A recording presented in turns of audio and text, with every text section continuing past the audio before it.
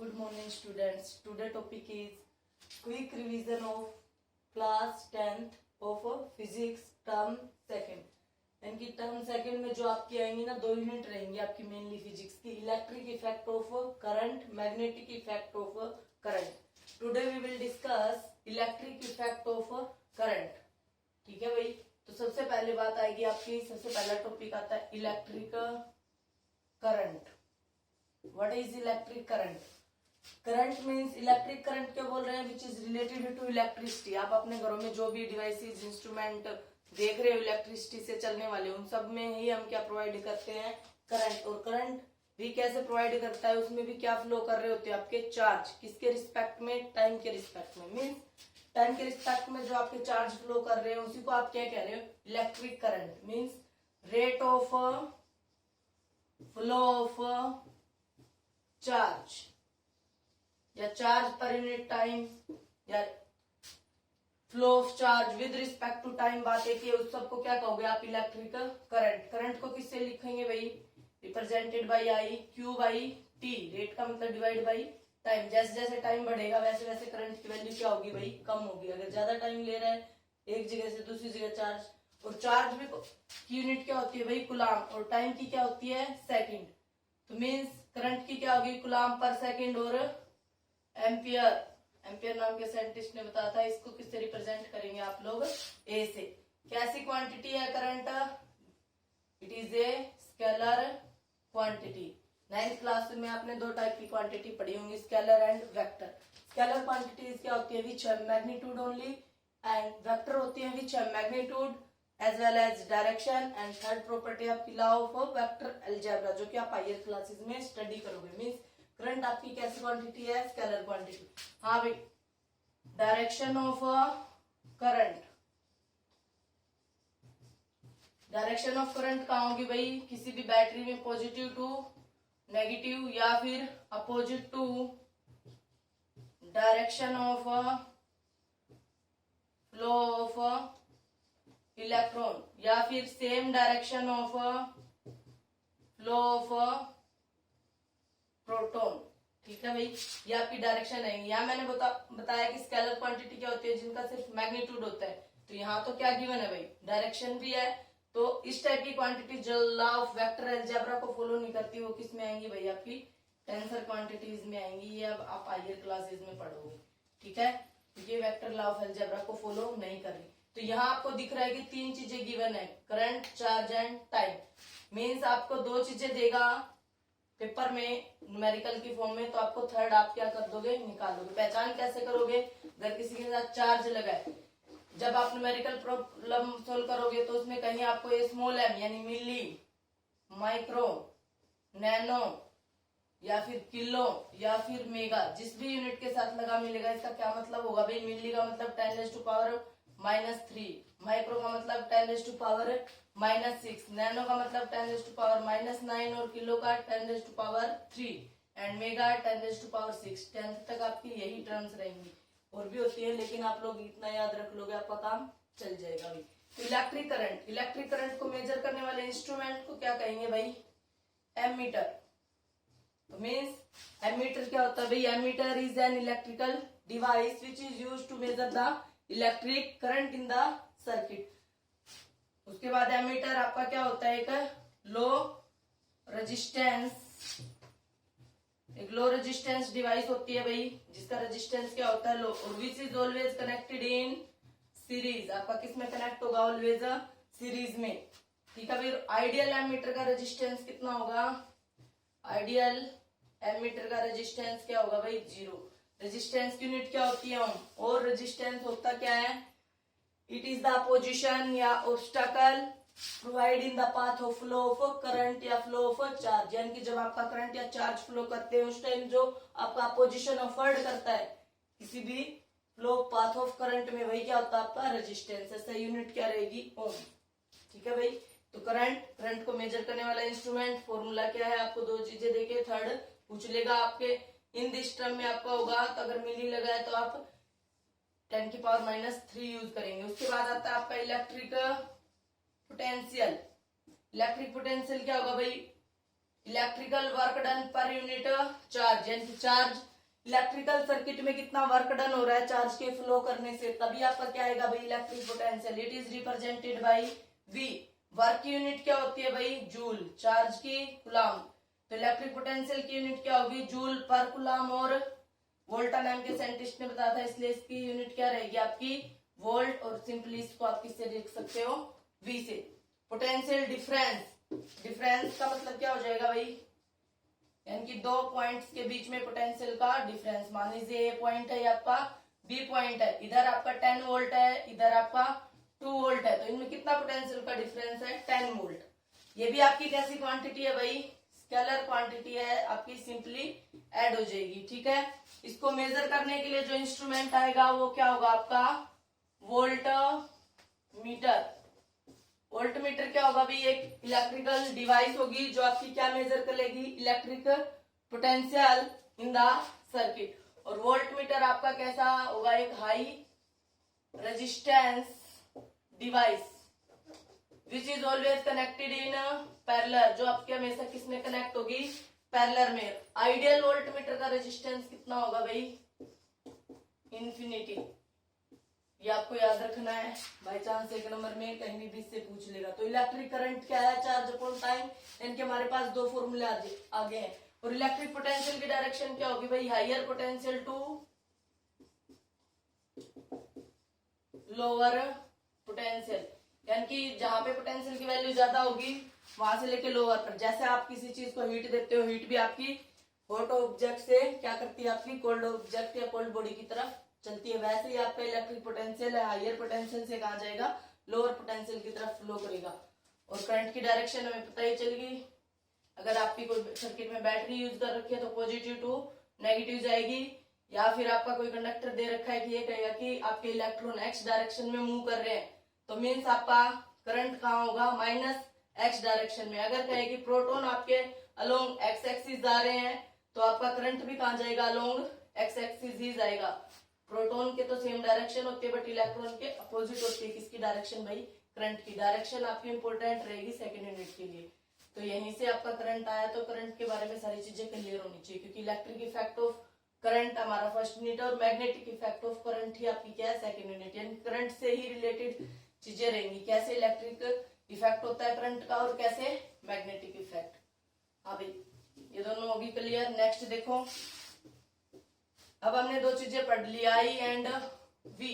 अब इन दोनों के बीच में जो रिलेशन था स्टेबलाइज किया वो किसने किया भाई ओम्स ने, तो उसी को हमने क्या कह दिया ओम्स लॉ। तो ओम्स ने क्या कहा भाई according to this law V is directly proportional to I, electric potential is always directly proportional to electric current. कब भाई व्हेन, जब आपका temperature and other physical conditions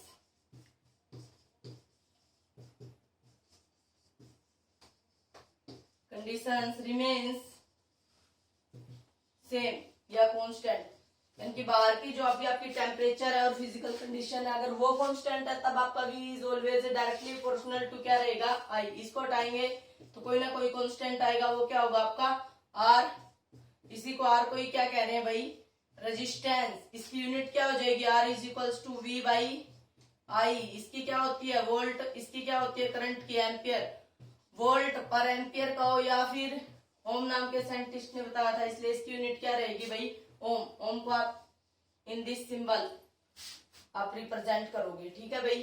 तो ओम्स लॉ क्या है भाई V directly proportional to I। लेकिन ये बात जरूर लिख के आनी है भाई when temperature and other physical condition remain same, तभी आपका क्या ये आ आएगा, अदरवाइज आपका V directly proportional to I भी नहीं होगा।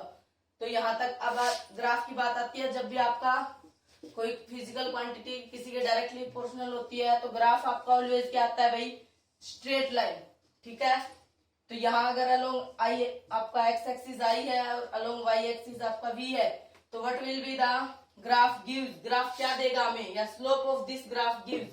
स्लोप हमेशा क्या होता है भाई, मैथ में अलग अलग टर्म में आप स्लोप को डिफाइन करते हैं, लेकिन यहाँ हम क्या कहेंगे वाई एक्सिस के अलोंग जो भी क्वांटिटी होती है और एक्स एक्सिस के अलोंग जो भी क्वांटिटी आपकी होगी उन दोनों को क्या कर दो डिवाइड कर दो। तो वाई एक्सिस में क्या है V और एक्स एक्सिस में क्या है आई, तो v बाई आई क्या दे रहा है आपको, बोलो v बाई आई क्या दे रहा है आपको, रेजिस्टेंस। तो स्लोप ऑफ दिस ग्राफ आपको क्या देगा, r। ये कोई हार्ड एंड फास्ट रूल नहीं है कि हमेशा आई इधर ही आए या v इधर ही गिवन हो, क्या पता इधर एग्जाम में आपका v हो और इधर क्या हो आई, और तब पूछे slope of this graph gives, तो फिर क्या हो जाएगा भाई आई बाई वी। तो आई बाई वी क्या हो जाएगा आपका, बोलो 1 बाई आर। तो 1 बाई आर भी आंसर हो सकता है, या फिर आपका आर। ये वाला ग्राफ है आपका, डायरेक्टली का ग्राफ हमेशा स्ट्रेट लाइन आता है, यहाँ से भी दे सकता है स्ट्रेट लाइन, ये भी हो सकता है, ये भी कहीं से भी। अगर मान लीजिए आपको इधर भी वैल्यू दे रखी है वोल्टेज की और इधर वैल्यूज है करंट की, और पूछे कि रेजिस्टेंस एट पॉइंट ए, किसी ए पॉइंट पे रेजिस्टेंस बताओ, तो इसके सामने आपको देख लेनी है करंट की वैल्यू क्या गिवन है और ए के सामने ही आपको वोल्टेज की वैल्यू क्या गिवन है, और फिर आप क्या अप्लाई कर दोगे Ohm's law and then get a result. तो ओम्स लॉ में v directly proportional to i, v is equals to इस कांस्टेंट को हटाएंगे तो क्या आ जाएगा r, और r क्या होता है रेजिस्टेंस। और रेजिस्टेंस को मैंने बताया कि रेजिस्टेंस क्या होता है भाई, अपोजिशन ऑफ फर्ड in the path of flow of current. जिस डायरेक्शन में आपका करंट जा रहा है उसके अपोजिट डायरेक्शन में ही जो ऑब्स्टेकल या आपकी अपोजिशन ऑफ फर्ड कर रहा है वही क्या आपका रेजिस्टेंस। v और i के बीच में ग्राफ कैसा आता है भाई, स्ट्रेट लाइन, और स्लोप क्या देता है। अब आपको ध्यान रखना है क्या पता आई अलोंग एक्स एक्सिस दे रखा हो, क्या पता अलोंग वाई एक्सिस, तो इस हिसाब से आपकी, या फिर आपका इधर क्वेश्चन बनता है भाई v और i की वैल्यूज दे देगा, v और i की वैल्यू दे दी, v की वैल्यू मान लीजिए 2 वोल्ट या 0.2 एम्पियर, 4 वोल्ट 0.4 एम्पियर, ऐसे ही 3-4 वैल्यू दे दी और कह देगा कि plot the graph between v and i। तो आपको ग्राफ प्लॉट करना आना चाहिए, मैथ में आपका स्ट्रेट लाइन आएगा भाई। तो यहाँ आप अलोंग एक्स एक्सिस या वाई एक्सिस जो भी लेना चाहते हो उस हिसाब से आप ग्राफ प्लॉट कर दोगे, आपका रिजल्ट आ जाएगा। क्वेश्चन इधर ओम्स लॉ से ऐसे ही पूछा जाएगा, या तो आपको 3 चीजें दिख रही हैं v, r एंड i, 2 चीजें दे देगा, थर्ड पूछेगा। पहचान कैसे करोगे, रेजिस्टेंस के साथ आपको ओम्स लगा मिलेगा, करंट की यूनिट क्या है आपकी एम्पियर, तो एम्पियर से पहचान हो जाएगी v लगा मिलेगा, या फिर वोल्ट लिखा मिलेगा, वहां से आपकी किसकी पहचान हो जाएगी v। क्या पता डायरेक्ट करंट ना दे, क्योंकि करंट का फॉर्मूला हमने पढ़ लिया है q बाई टी, तो क्या पता पहले चार्ज और टाइम दे दे, तो एक स्टेप आपको यहाँ से करंट निकालना पड़ेगा, फिर ये वाली वैल्यू उठा के आपको यहाँ पुट करनी पड़ेगी, तब जाके आपका क्या आ जाएगा भाई v आ जाएगा। और क्या पता आपसे v भी ना पूछ के क्या पूछ ले, वर्क डन। तो वर्क डन किसमें आता है, v is equals to W by Q. तो w क्या हो गया भाई v इंटू क्यू, क्योंकि q भी गिवन है और v यहाँ से आप कहां से निकाल लिया आपने ओम्स लॉ से, तो यहाँ क्या कर देंगे पुट कर देंगे। तो 1 स्टेप में भी आपका फिजिक्स का न्यूमेरिकल पूछ सकता है, या फिर 2 स्टेप में, 2 स्टेप से ज्यादा में नहीं पूछेगा।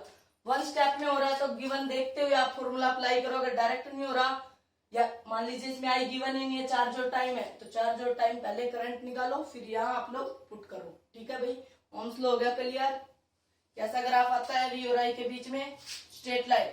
तो ओम्स लॉ के ऊपर ही बेस्ड आपकी डिवाइसेस होती हैं 2 टाइप की भाई, ओमिक डिवाइसेस और non ohmic devices. Ohmic devices या फिर लीनियर डिवाइस, ठीक है भाई। दूसरा होगा आपका नॉन ओमिक डिवाइस या फिर नॉन लीनियर डिवाइस, ठीक है भाई। एक मिनट मार्कर चेंज कर लेते हैं।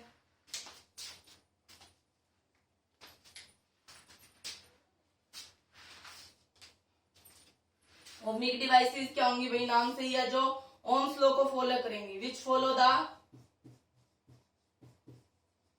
ओम्स लॉ, जो ओम्स लॉ को फॉलो करे और जिसके v एंड i के बीच में ग्राफ कैसा है भाई, स्ट्रेट लाइन। तो वो ऐसी डिवाइसेस क्या होंगी, ओमिक डिवाइसेस। जो भी आपके कंडक्टर होते हैं जिनमें से इलेक्ट्रिसिटी आपकी इजिली पास हो जाती है, करंट इजिली पास होता है, वो conductor aluminium, copper, silver.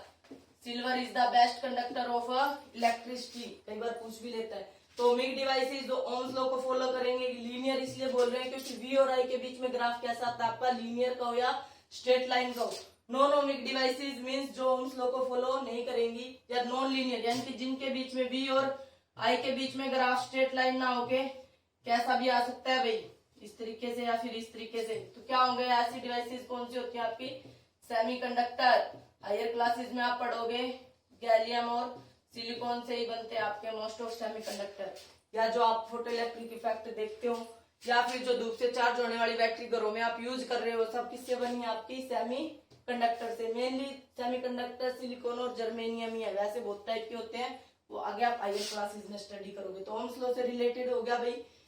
Give two application पूछ लेगा कि what is ohmic device, give its to application, यानी कि टू डिवाइस का नेम बताओ। तो कंडक्टर्स हो गया आपके, कंडक्टर में आप कोई भी एग्जांपल दे दो। नॉन ओमिक क्या होता है, गिव टू एग्जांपल्स, तो आप लोग दे दोगे भाई। नेक्स्ट है आपका, अब तक आपने 3 फॉर्मूले पढ़ लिए भाई, current, charge upon time, V W by Q, और V is equals to I into R, Ohm's law. ठीक है भाई। नेक्स्ट आता है आपका पहले पावर कर ले। पावर क्या होती है, रेट ऑफ डूइंग वर्क, किस हिसाब से आपका वर्क हो रहा है, जिसमें जितनी ज्यादा पावर होगी वो वर्क उतना ही क्या करेगा, फास्ट करेगा। तो rate of doing electrical work, इधर कौन सी पावर की बात चल रही है भाई, इलेक्ट्रिकल पावर। तो rate work done due to electrical circuit with respect to time, या rate of work done with respect to time, या work done per unit time, जैसे भी आप लिखना चाहो लैंग्वेज में लिख सकते हो। इलेक्ट्रिक पावर का फॉर्मूला क्या रहेगा भाई, work upon time, P is equals to work upon time. अगर डिवाइड बाई Q कर दिया तो क्या हो जाएगा भाई, वोल्टेज। तो ये याद रखना बच्चे, इन दो फॉर्मूलों में बहुत ज्यादा कंफ्यूज होते हैं, क्योंकि अगर डिवाइड बाई Q कर दिया तो ये इलेक्ट्रिक पोटेंशियल बन जाएगा, अगर डिवाइड बाई T कर दिया तो क्या हो जाएगा भाई, टाइम। और वर्क डन ही ऑलवेज किसके इक्वल होता है भाई, एनर्जी के, एनर्जी अपॉन टाइम भी बोल सकते हैं। तो एनर्जी क्या हो जाएगी भाई, पावर इंटू टाइम। यहां से एनर्जी इधर है, टाइम को इधर लिया। पावर की यूनिट क्या हो जाएगी, एनर्जी की क्या है भाई, जूल, टाइम की क्या है, सेकंड, मींस जूल पर सेकंड, और वाट नाम के साइंटिस्ट ने बताई थी, इसलिए इसको यूनिट, दूसरी यूनिट क्या है, वाट। ठीक है।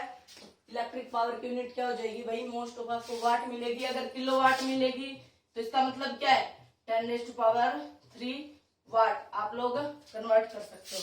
या तो इलेक्ट्रिकल वर्क मिलेगा, या इलेक्ट्रिकल एनर्जी गिवन मिलेगी, या आपको हीट गिवन मिलेगी, तब भी आपकी हीट एनर्जी का एनर्जी कोई भी हमेशा किसके इक्वल होती है बेटा, वर्क डन।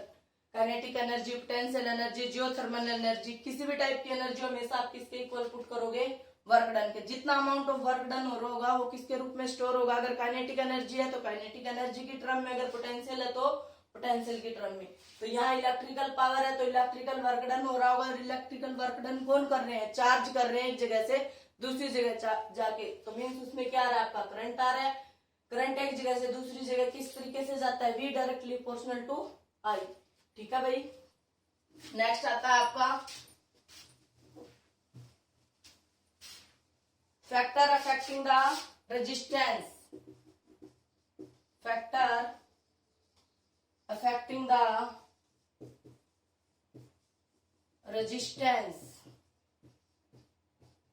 किन किन फैक्टर के ऊपर आपका रेजिस्टेंस डिपेंड करेगा, 4 फैक्टर है भाई, को याद भी रखना है, और किस तरीके से डिपेंड करेगा वो भी याद रखना है। फर्स्ट है लेंथ, लेंथ ऑफ कंडक्टर या वायर। दूसरा है एरिया ऑफ क्रॉस सेक्शन। अगर किसी को इसमें कोई डाउट आता है बीच में कि हमें कम समझ में आया है या मैम ने जल्दी जल्दी फास्ट बता दिया है, तो आप लोग मेरे को कमेंट कर देना, मैं उसी टॉपिक को थोड़ा और डिटेल में बता दूंगी, क्योंकि भाई हमारा क्विक रिवीजन चल रहा है। आपने स्टडी तो सारा कर ही लिया है, मैं जल्दी जल्दी बता रही हूँ ताकि आपकी चीजें और क्लियर हो जाए।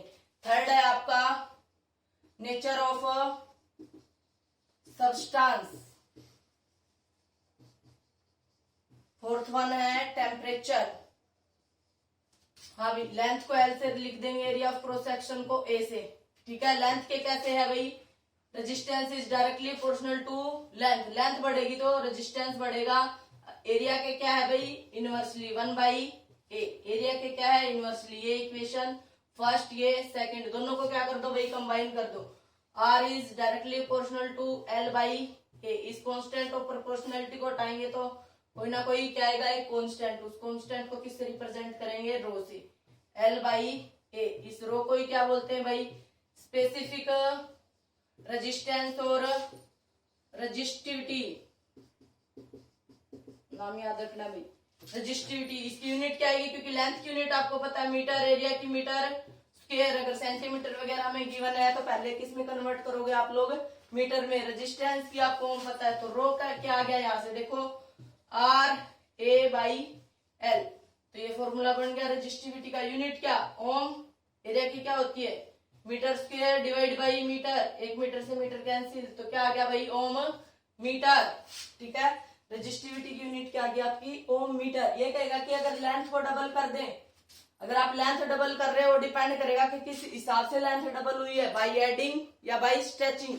तो क्वेश्चन कैसे बनेंगे, अभी मैं सिर्फ क्विक रिवीजन करवा रही हूँ। इसी का आपका जब सेकंड पार्ट आएगा फर्स्ट यूनिट का, जैसे ही आपका क्विक रिवीजन होगा, सेकंड यूनिट में हम किस किस टाइप के क्वेश्चन बन सकते हैं, फर्स्ट यूनिट से 6 या 7 क्वेश्चन जो बनेंगे उन्हीं के अंदर से आपसे पूछा जाएगा टर्म सेकंड में। वेरी इंपॉर्टेंट वीडियो रहेगी भाई, जरूर देखनी है आप लोगों को, ठीक है।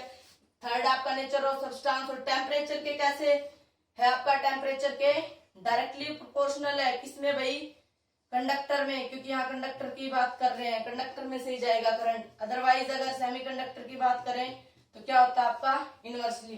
क्यों होता है भाई, अगर किसी को जानना है तो मुझे कमेंट कर देना, मैं इसको एक्सप्लेन भी कर दूंगी, क्योंकि कई रीजन में अगर ज्यादा डिटेल में जाएंगे तो वीडियो बहुत लंबी हो जाएगी भाई, ठीक है। तो रेजिस्टेंस आपका मेनली दो फैक्टर पे, लेंथ और एरिया ऑफ क्रॉस सेक्शन। मान लीजिए आपका वायर है, ये इसकी लेंथ है, और ये वाला जो है ये क्या आपका एरिया ऑफ क्रॉस सेक्शन। तो एरिया ऑफ क्रॉस सेक्शन कितना होगा भाई, पाई आर स्क्वायर, आर क्या आपकी रेडियस, रेडियस ना गिवन होकर आपको क्या दे देगा, डायमीटर। तो डायमीटर आपको पता है क्या होता है भाई, डबल ऑफ रेडियस, या आर क्या होगी आपकी D/2, डायमीटर, डिस्टेंस नहीं है बताइए, डायमीटर बाई 2, ठीक है। तो न्यूमेरिकल में आपको 4 चीजें दिख रही है भाई, 3 दे देगा, फोर्थ आपसे पूछ लेगा। एक तो आपका डायरेक्ट न्यूमेरिकल ये है, या फिर आपको इंक्रीज या डिक्रीज की फॉर्म में पूछेगा। अगर लेंथ बढ़ रही है तो रेजिस्टेंस क्या होगा भाई, बढ़ेगा। लेंथ घट रही है तो रेजिस्टेंस क्या होगा आपका, कम होगा। अगर एरिया बढ़ रहा है, क्योंकि इनवर्सली है, अगर नीचे वाली क्वांटिटी बढ़ेगी तो रिजल्टेंट क्या आएगा, कम, क्योंकि एक तो आप 1/5 करो, एक 1/10 करो, तो 10 ज्यादा है ना, बट डिवाइड करेंगे तो आंसर क्या आएगा, इसका तो 0.1 आएगा, और इसका कितना आएगा 0.2। तो किसका ज्यादा आया भाई, कम वाले का ज्यादा आया, नहीं आया। तो इनवर्सली अगर कोई भी फिजिकल क्वांटिटी होती है किसी के, तो हमेशा रिजल्टेंट क्या आता है आपका, कम है तो ज्यादा आएगा, ज्यादा है तो कम आएगा, ठीक है भाई। तो ये बात आपको ध्यान रखनी है। या कह देगा डबल कर देगा, ट्रिपल, हाफ, ठीक है। तो यहां तक बताओ, कोई डाउट है। अब क्वेश्चन कई बार ये पूछा जाता है, what will be the effect of resistivity पे, क्या इफेक्ट होगा भाई रजिस्टिविटी, अगर लेंथ इंक्रीज या एरिया इंक्रीज या डिक्रीज करे और पूछे कि स्पेसिफिक रेजिस्टेंस पे क्या इफेक्ट होगा, तो there is a no effect या डज नॉट चेंज, ऐसे लिख के आओगे भैया, ठीक है। ये ओनली किसके ऊपर डिपेंड करती है, नेचर ऑफ मटेरियल पे। तो ध्यान रखना पेपर में लेंथ और एरिया इंक्रीज या डिक्रीज करके आपसे रेजिस्टेंस पूछा है या फिर रेजिस्टिविटी पूछी है। अगर रेजिस्टेंस पूछा है तो आप अप्लाई कर दोगे फॉर्मूला, अगर रेजिस्टिविटी पूछी है तो आप लिख दोगे नो इफेक्ट, लेंथ चाहे कितनी बढ़ाए या घटाए, एरिया कम करे या ज्यादा करे, बट रेजिस्टेंस पे तो इफेक्ट होगा। बट रेजिस्टिविटी क्या रहेगी आपकी, कांस्टेंट रहेगी, सेम रहेगी, डज नॉट चेंज, कोई चेंज नहीं होगा स्पेसिफिक रेजिस्टेंस में। तो यहां तक हुआ क्लियर। हाँ भाई नेक्स्ट देखो,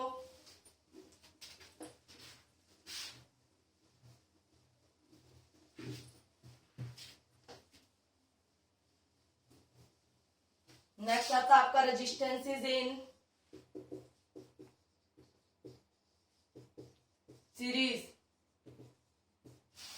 एंड रेजिस्टेंसेस इन पैरेलल। तो सबसे पहले सीरीज में देखते हैं।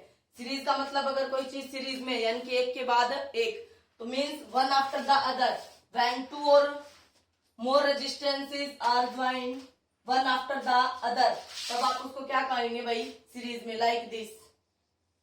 ये फर्स्ट है, ये आपका रेजिस्टेंस सेकंड है, ये आपका क्या है थर्ड है, R1 R2 R3, ये रेजिस्टेंस का सिंबल होता है भाई, आप लोगों को पता होगा। यहाँ क्या होगी आपकी, कोई ना कोई बैटरी कनेक्ट होगी।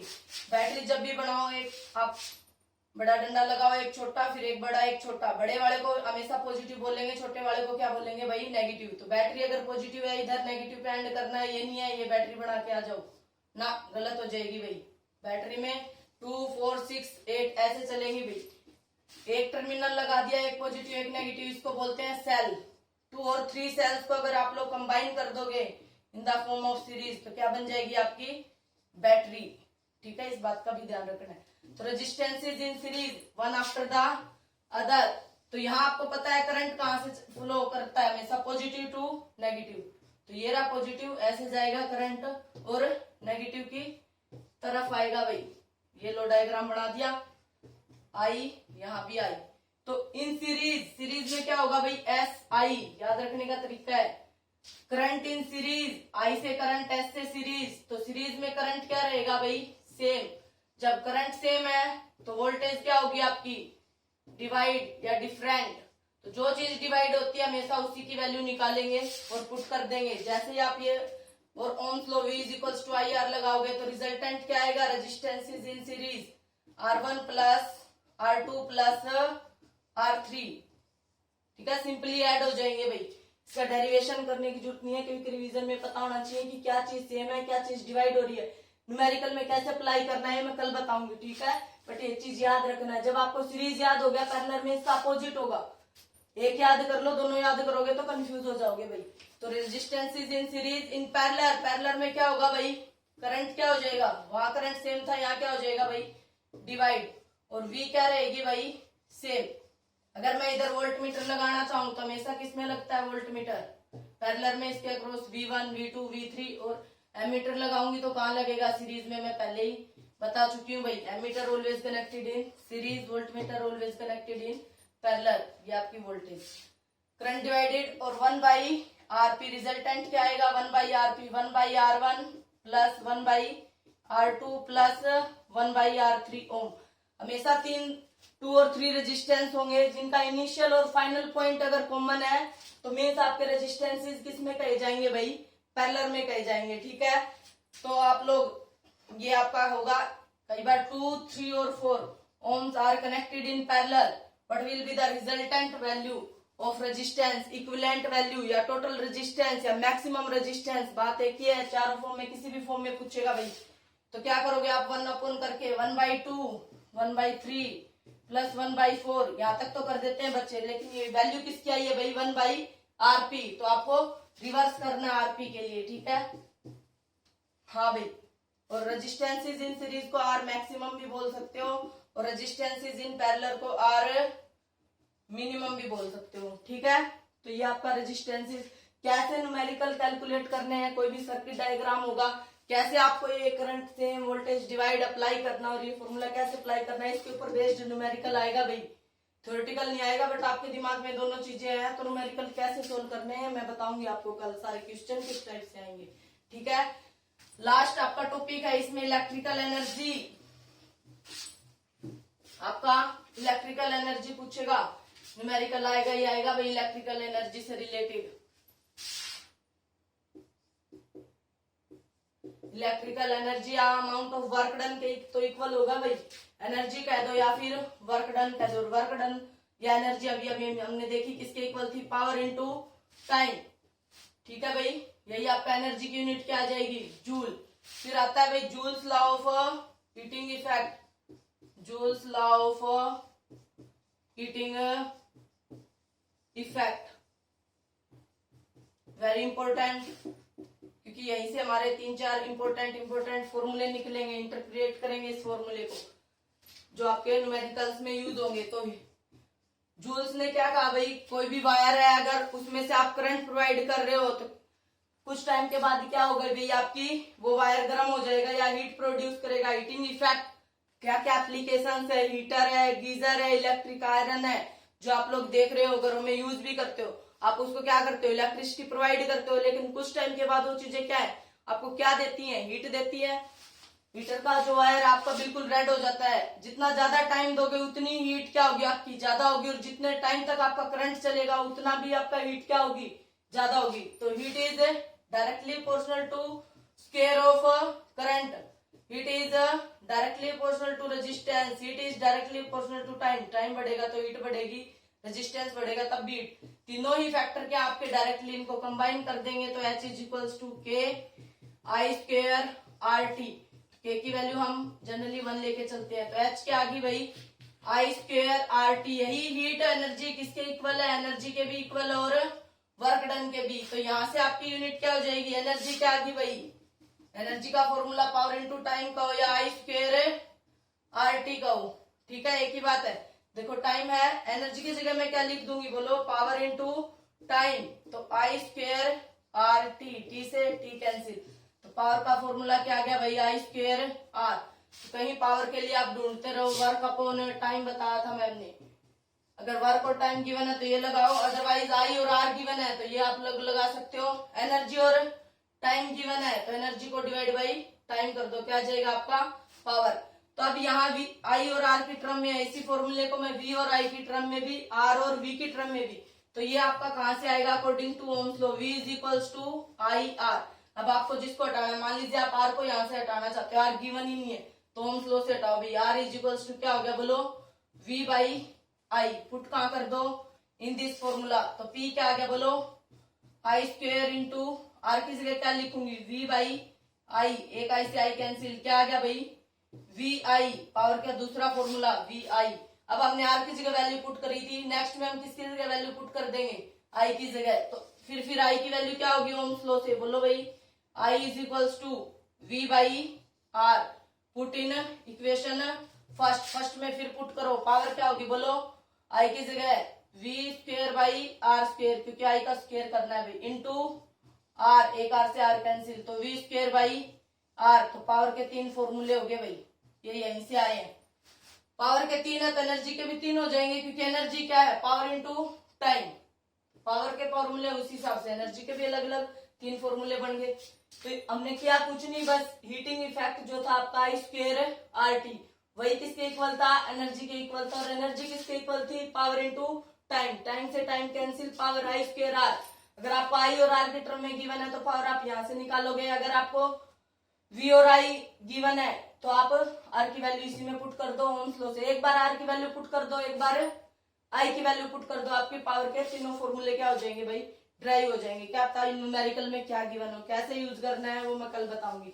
इलेक्ट्रिकल एनर्जी यूनिट आपकी क्या हो जाएगी भाई, पावर की क्या है वाट, टाइम की क्या है सेकंड, तो वाट सेकंड। बट जो कॉमर्शियल यूनिट है, कॉमर्शियल यूनिट जो आपका इलेक्ट्रिक मीटर लगा होता है घरों में, उसमें जो आपकी यूनिट आती है, बोलते भाई हमारे 50 यूनिट 100 यूनिट आ गई है मीटर की, तो 1 यूनिट किसके इक्वल होती है भाई, 1 kilowatt hour, unit in kilowatt, power तो आपकी किलोवाट में रहेगी, टाइम किस में रहेगा, आवर में, तो 1 किलोवाट आवर को किसके इक्वल कहेंगे भाई, 1 यूनिट ऑफ एनर्जी, क्योंकि पावर इनटू टाइम किसकी यूनिट होती है भाई, एनर्जी की। अगर किलोवाट है तो किसकी यूनिट है, बोलो पावर की, तो 1 किलोवाट आवर किसके इक्वल होगा भाई, किलो का मतलब 10⁻³ और वाट का मतलब आवर, आवर का मतलब 60 मिनट, मिनट के क्या बना दो सेकंड। इसको जब आप सोल्व करोगे तो 3.6 इंटू 10⁻⁶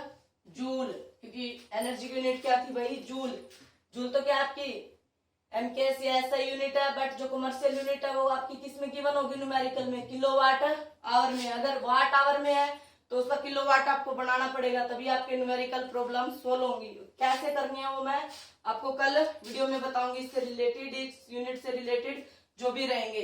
अब आपकी कई बार एचपी लिखा देखा होगा ना आपने मोटरों पे या घरों में, कोई भी मोटर है उस पर आपने लिखा दिखा होगा एचपी। एचपी का मतलब क्या है भाई, हॉर्स पावर, और 1 हॉर्स पावर किसके इक्वल होती है भाई, 746 वाट। ये आप लोग याद रखोगे न्यूमेरिकल के लिए। क्या कह देगा कि कोई मोटर है, इलेक्ट्रिक मोटर है, उसकी जो पावर है 2 HP है, 2 HP आप यूज थोड़ी ना करोगे, आप क्या किस में यूज करोगे, पावर को वाट में। अगर कॉमर्शियल यूनिट बनानी है तो वाट के किलोवाट बनाने हैं तो क्या कर दोगे, डिवाइड बाई 100। न्यूमेरिकल कैसे और यूज करने हैं, कैसे फॉर्मूले अप्लाई होंगे इन दिस यूनिट के, वो मैं कल आपको नेक्स्ट वीडियो में बताऊंगी भाई।